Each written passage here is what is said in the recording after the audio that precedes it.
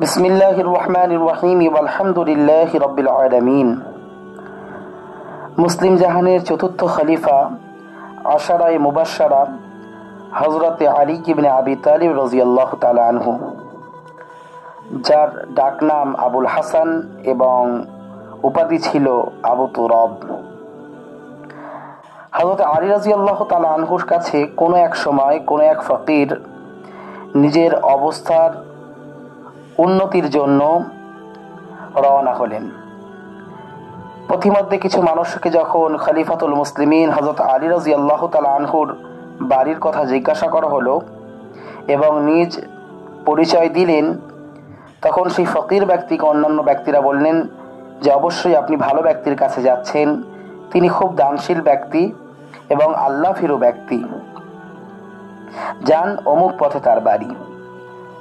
আগন্তুক ফকির ব্যক্তি যখন রাস্তা দিয়ে যাচ্ছেন চিন্তা করতে লাগলেন, না জানি খলিফাতুল মুসলিমিন, মুসলিম বিশ্বের খলিফা হযরতে আলী রাদিয়াল্লাহু তাআলা আনহুর কত বড় না অট্টালিকা হবে, কত বড় রাজপ্রাসাদের মতন তার ঘর হবে, দাসীরা ঘোরাফেরা করবে, দারোয়ান গেটের মধ্যে থাকবে, আমার এই বেশভূষা নিয়ে তিনি কি আমাকে দরবারে হাজির করাবেন?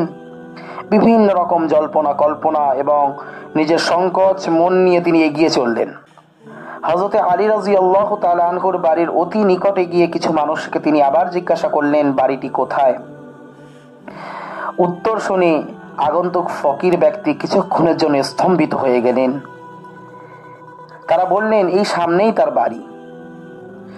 কিন্তু তার চোখে কোনো মহল বা কোনো অট্টালিকা পড়ল না।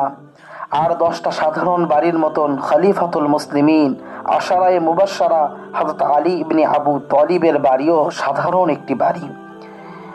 তিনি এগিয়ে চললেন, ভাবলেন যে তিনি অনাড়ম্বর জীবন কাটান, আগেই শুনেছিলাম তিনি আল্লাহ ভীরু ব্যক্তি, সুতরাং এমন হওয়াটা স্বাভাবিক। এই ভেবে তিনি প্রথমে মসজিদের দিকে অভিমুখে রওনা হলেন, কারণ মানুষের কাছে তিনি শুনেছিলেন তিনি মসজিদেই বেশি সময় কাটান। তিনি মসজিদে গেলেন, কিন্তু আলী রাদিয়াল্লাহু তাআলা আনহুর দেখা তিনি সেখানে পেলেন না। তবে এক ব্যক্তির দেখা পেলেন, যার পরনে ছেঁড়া কাপড়, তালিযুক্ত কাপড় এবং কিছু যেন সে খাচ্ছে। আগন্তুক ব্যক্তি এগিয়ে গিয়ে দেখলেন যে গরিব ফকির ব্যক্তিটি কোনো রুটি খাওয়ার চেষ্টা করছেন, তাতে কোনো সালান না থাকার কারণে কোনো রকমের লবণ দিয়ে পানি দিয়ে গিলে নিচ্ছেন। আগন্তুক ফকির ব্যক্তি মনে করলেন যে এই ব্যক্তিটি হয়তো আমার থেকেও অনেক অসহায় এবং আলী রাদিয়াল্লাহু তাআলা আনহুর কাছে আমার মতনই কিছু সাহায্যের জন্য এসেছেন। তাই তিনি আর দেরি না করে তিনি আলী রাদিয়াল্লাহু তাআলা আনহুর বাড়ির অভিমুখে রওনা হলেন। বাড়িতে গিয়ে বাইরে থেকে সালাম দিলেন, আসসালামু আলাইকুম ওয়া রাহমাতুল্লাহ। বাড়ির ভেতর থেকে আওয়াজ আসলো, ওয়া আলাইকুমুস সালাম ওয়া রাহমাতুল্লাহি ওয়া বারাকাতুহু। আপনি কে? একটি মহিলার কণ্ঠস্বর। আগন্তুক ফকির ব্যক্তি বলে উঠলেন যে আমি একজন দূর থেকে আসা ফকির ব্যক্তি, খলিফাতুল মুসলিমিনের কাছে এসেছিলাম কিছু সাহায্যের উদ্দেশ্যে। বাড়ির ভেতর থেকে আবার মহিলা কণ্ঠে আওয়াজ আসলো যে তিনি এখন মসজিদেই থাকেন, আপনি মসজিদে যান, মসজিদে পেয়ে যাবেন। ফকির ব্যক্তিটি বলে উঠলেন, আমি মসজিদ হয়েই পাইনি, আলী রাদিয়াল্লাহু তাআলা আনহু মসজিদের মধ্যে নেই।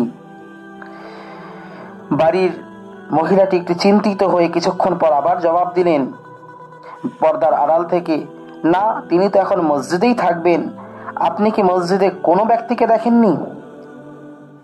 আগন্তুক ফকির ব্যক্তি বলে উঠলেন, হ্যাঁ, মসজিদে একজন ব্যক্তিকে দেখেছি, যার পরনে তালিযুক্ত জামা এবং কোনো রকমে রুটির সাথে লবণ এবং পানি দিয়ে খানাকে গিলে গিলে খাচ্ছেন খুব কষ্টের সাথে। একজন এমন গরিব ব্যক্তিকে আমি দেখেছি। ভেতরের মহিলার কণ্ঠে পর্দার আড়াল থেকে যে আওয়াজটি ভেসে আসলো, আগন্তুক ফকির কিছুক্ষণের জন্য, কিছু মুহূর্তের জন্য স্তম্ভিত হয়ে একই জায়গায় দাঁড়িয়ে রইলেন। তার পা যেন মাটি থেকে খসে যাচ্ছে। ভেতর থেকে মহিলার কণ্ঠে পর্দার আড়াল থেকে যে আওয়াজটি আসলো যে আপনি যে মসজিদের মধ্যে তালিযুক্ত জামা পরিহিত ব্যক্তিকে দেখেছেন, যিনি রুটি দিয়ে লবণ দিয়ে কোনো রকমে পানির দ্বারা খানা খাচ্ছেন, তিনি আর অন্য কোনো ব্যক্তি নন, তিনিই হলেন মুসলিম জাহানের চতুর্থ খলিফা হযরতে আলী রাদিয়াল্লাহু তাআলা আনহু। আল্লাহু আকবার। এই ছিল আমাদের পূর্বপুরুষদের জীবনী। প্রিয় সুধী, আজ আমরা কত নাজ ও নিয়ামতের মধ্যে থাকি। আজ নিজের অবস্থা যেমনই হোক না কেন, একটু চিন্তা ফিকির করুন, পুরো পশ্চিমবঙ্গের মধ্যে এমন একটি পরিবার আছে যার বাড়িতে কোনো তরকারি তৈরি হয় না, লবণের সাথে রুটিকে মিশ্রিত করে খেতে হয়, দিনাতিপাত করতে হয়। চিন্তা করুন, আমাদের গরিব ব্যক্তিদের অবস্থাও এমন হয় না, আর তিনি খলিফাতুল মুসলিমিন, মুসলিম জাহানের খলিফা, চতুর্থ খলিফা আশারায়ে মুবাশশারা আলী রাদিয়াল্লাহু তাআলা আনহুর এই অবস্থা। ওর জন্য নিজ জীবনের প্রতি শুকরিয়া আদায় করেন। আল্লাহ তাআলা আমাদেরকে কত নাজ ও নিয়ামতের মধ্যে রেখেছেন। আর খাস করে একজন রাজার কথা আপনাদেরকে শোনাচ্ছি। আমার এই ভিডিও যারা সমাজের নেতা লিডাররা শুনছেন, মনে রাখবেন আমাদের রাজাদের চরিত্র এমন হওয়া দরকার। তিনি কি পারতেন না রাজকোষাগারের মাল নিয়ে নিজের বাড়িকে অট্টালিকা বানাতে, রাজপ্রাসাদ বা রাজার ভবন বানাতে? পারতেন। তিনি কি পারতেন না নিজ অনাড়ম্বর জীবনকে কাটিয়ে সুন্দরভাবে নিজের জীবনকে গড়ে তুলতে? তিনি পারতেন। কিন্তু মনে রাখবেন, এই জীবনের পরে আরেকটি জীবন আছে। মুমিনদের জন্য সেই জীবন সুখময় জীবনের অপেক্ষা করছে। সেই জীবনের জন্য মুমিন ব্যক্তিরা এই জীবনকে অনেক কিছু ত্যাগ দেয়।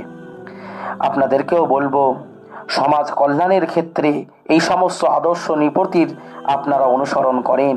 নবীর সহচর সাহাবায়ে কেরাম রিজওয়ানুল্লাহি আলাইহিম আজমাইন গণের আপনারা অনুসরণ করেন, নিজ জীবনকে ধন্য করে নেন। আল্লাহ তাআলা আমাদের প্রত্যেক আম মানুষকে সবরের সাথে শুকরিয়া করার এবং আমাদের নেতা ও লিডারদের, সাহাবায়ে কেরাম যারা খলিফা, তাদের পথাঙ্ক অনুসরণ করার তৌফিক দান করুন। আমিন। ওয়া আখিরু দাওয়ানা আলহামদুলিল্লাহি রাব্বিল আলামিন।